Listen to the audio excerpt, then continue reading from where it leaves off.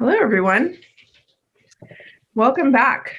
Let's get into the PowerPoint so that we get the bulk of information for the first half an hour, and then we'll go into chatting. Okay, so we're going to continue into dealing with tough conversations in real estate. Just as a reminder, this is what we can never forget, that this is what the process looks like to our clients. This is something that we're very accustomed to, but our clients tend to handle it much differently than we do. And so getting into the bulk of what we call at the Black Swan Group caviar is so important in how we engage when people are attacking us or when we're under pressure or we're dealing with a difficult situation. Okay, so whether going into a listing appointment, home inspection, a client that is upset with us because their expectations are completely different than what we would assume is reasonable, we have to really focus on ourselves and our mindset. And the Black Swan Group has tools to help us do that. These are the different steps of caviar. So far, we've taught tools that pertain to how we engage with other people. Caviar, on the other hand, really takes a look at ourselves and is really more introspective. Have you progressed to the point that there's a trigger that you know that resets you, that says, okay, breathe, stay calm, for you or Troy? Because to me, that's the biggest. So Derek would say, what do you do when you get popped in the mouth? Because that's the jarring thing. And then all that pre-planning we had, as they say, goes out the window. So that's my direct question for this of how can we create a role play scenario to better practice that more effectively so that when it happens in the real world, our nervous system is a little more primed for that. Thanks. That's a great question, John. And you brought up a couple wonderful points. The first is that our triggers are all going to be different. So my trigger for me might be completely different than your trigger. I tend to, I feel it in the pit of my stomach. I'll just feel this tense in the pit of my stomach. And I am an assertive. So when someone lashes out at me, I want to correct them. I want to make sure they're corrected. And that doesn't work in any type of a negotiation, especially real estate. I remember Troy, actually. I remember I have Troy in my head, a little like the little angel on the one side of my shoulder that I'm remembering as stay curious, because I have too many examples in my past as an assertive, particularly as a very young person, in which an assertive reaction didn't help me or didn't work for me long term. And the second point that I think you made is extremely important is practice. This takes practice. It's not something that just happens right away. We're not going to get attacked the first day that we learn this and then naturally react this way. I know in real estate, I'm negotiating. So I tend to, that is my trigger for me to know that this is where I need to be a professional and I need to negotiate. So caviar comes to mind. But the more that you practice, the more that you remind yourself and you breathe deep or whatever it takes for you to get back into that mindset, the more that you'll know that you'll see the results, the more that you'll see that your negotiations are going better, that the next attack that you get into will go a little smoother for you. Venting for me is extremely important. I know that that's something that really works for me in caviar. And so I try to keep a team. This is a team sport. Negotiations is a team sport. So I keep a group of people around me. You don't have to be on a team, but we all have colleagues that we can go to vent with who understand the business and know that you know what it takes to keep a deal moving, as opposed to just jumping in with you and attacking, allowing you to vent, allowing you to self-label, and then being in a better mindset to stay curious during the negotiation. Would I be out of line to add something? Please do, Troy. So one of the things that you guys have to remember is when you're doing this, sometimes we're human. And because of our humanness, we're going to get pissed at some point. And when we do, we talk about labels and mirrors and dynamic silence. Label yourself. Why am I? It seems like I'm getting upset over this. And then you say it again. It seems like I'm getting upset over this. That helps to clear your mind because you start getting tunnel vision. The amygdala has kicked in. Now you're getting tunnel vision and you want to attack back.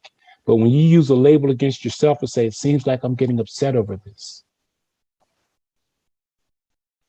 you put it out there and you remember it start to bring you back into focus and say, you know what, stay in the game.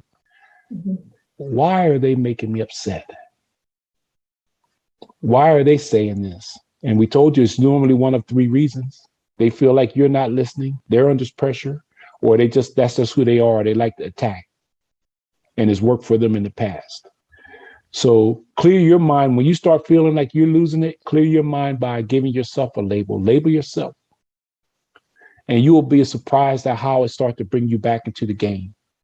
Subscribe to the Black Swan Group's negotiation newsletter, which is free. Doesn't cost you anything. I had a colleague at the FBI that used to like to say, if it's free, I'll take 3. Here's how you subscribe to The Edge if you're in the United States. Send the text to, the number is 33777. That's 33777. The text message that you send is Black Swan Method, Black Swan Method to 33777.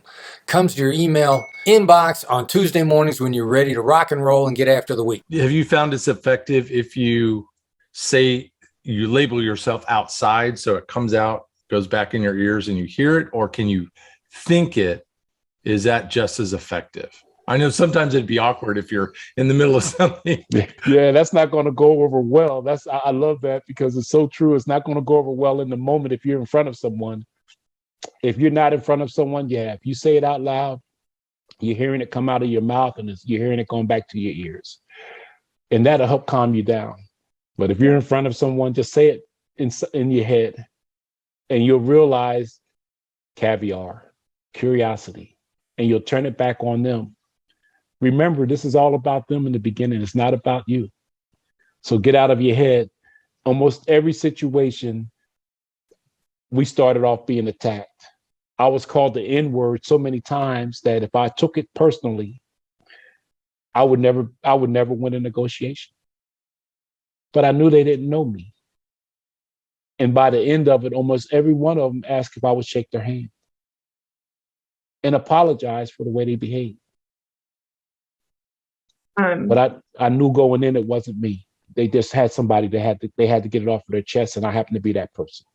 That's what I signed up for. Yeah. We also have in our offices, I'm going to show you my messy office. I apologize. I did some renovations, but I have things up on my wall to remind me in different situations what works best for, they're all Black Swan tools. But if you write maybe caviar up on a sheet of paper next to your computer so that when we get attacked, we go to this message to ourselves. That might be another good way to do it. For our particular process, what we start to do, me and my team, is we do all of our disclosures up front before we have an offer so that we try to be as transparent as possible because we want to signal to the buyer because the buyer's fear is always, I don't know what I don't know. What am I going to get? And then oftentimes the buyer agent feels like they've got to play hero to their client to, either get a bigger discount or anything like that. So I'm always upfront with the agents when I'm listing to say, here's everything. Before you write an offer, please download and look at all of the disclosures. And we have everything up there. So my transaction coordinator, and ultimately this is my fault, had missed putting the termite report up. And so the other agent, very experienced agent, I'm out here in Southern California, said, hey, where's the termite? And I said, it should be on the disclosures. Nope. I said, my apologies. Send it over. And that created a hole now in my sort of pre-negotiation with them. And so she smartly said, well, the termite report doesn't look that bad, but now my sellers, because they're moving from out of state to Southern California, are worried what else did they miss? And they wanted to ask for extra inspection time. And I was asking for the removal of all contingencies. That's typically what we do, not to handcuff them, but to let them know that we're serious. Now, we already had multiple offers, and they were okay, but the offer we were entertaining with them was clearly the best.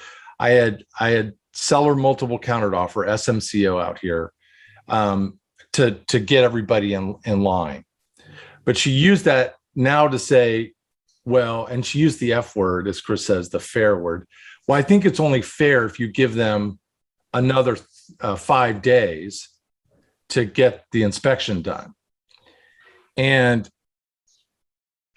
I just sort of froze, and I said, well, that's why we did everything. They have our inspection report. And your buyer even said it's thorough. This, he goes, I'm an engineer, and this thing is like making me crazy. So I said, it sounds like this report should be enough, but it isn't. And then she said, well, but it's only fair that we give him that time. Now, as it turned out, the inspector wasn't feeling well. He was worried about COVID. So the seller, and I said, they still have 17 days statutorily to come in and look. She said, yeah, but they can't get out of the deal. And so anyway, that's where I completely fell apart, because I created the hole by not giving the one thing, and she smartly used that. And I'm more of an accommodator type, Troy. So I was more worried about losing the deal, which is the real estate fear, than labeling a mirror back to her about how do we do this. That's where time travel would have come in. That's something that you could have used in that scenario, time travel. Acknowledge that the report hadn't gotten there. It was an honest mistake. And then said, when your client said that this was an extensive report and they seemed ready to move on it, what was I to expect? Or what did that mean? What did that mean? So you could say, what was I to expect? What did that mean? Oh, well, they really love the house. Start getting them the proof of life it and talk about how great the house was, or how you were very thorough. Now they're doing your value proposition, and then that's when you take that off the table. Sounds like everyone appreciated the inspection report. They already know, like you said, your agent is using that against you. They already know that you had it because it didn't take any time to send it over. So when you use the time travel on them, go back in time to where they valued the hard work that you put in to getting that report done. You said it was extensive. So remind them of that, but do it in a polite way. Troy, would you be opposed to explaining the fairness audit? Okay, so the fairness audit, that's one of the things that you want to put out in the beginning of the accusations audit also. We talk about fairness. So we want to be fair with you. If at any point in the conversation you feel like we're not being unfair, please stop us where the unfairness began, and we'll go back to that part of it. So you get it out there before they say it. If they're saying fair, they're definitely trying to get more from you. They're trying to take more from you.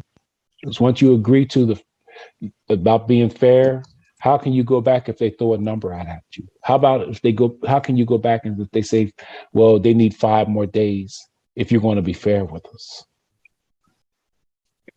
They're trying to tie your hands. So you get out in front of it, like talking about the fairness audit, say, we want to be fair with you. And if at any point during our conversation or during this transaction, you feel like we haven't been unfair, please stop us and we'll go back to where that unfairness began. Say, well, yeah, it was about the report. then you take them back in time. It's a really powerful audit. It's a really useful audit. And I tend to see a lot of reciprocity, even with the fairness audit. No, I'm not saying that you're not being fair. That's not what I'm saying. And it's helpful when people bring up the F word. Remember, you don't get in life what's fair, you get what you negotiate. If you want to become a better negotiator, click the link in the description below.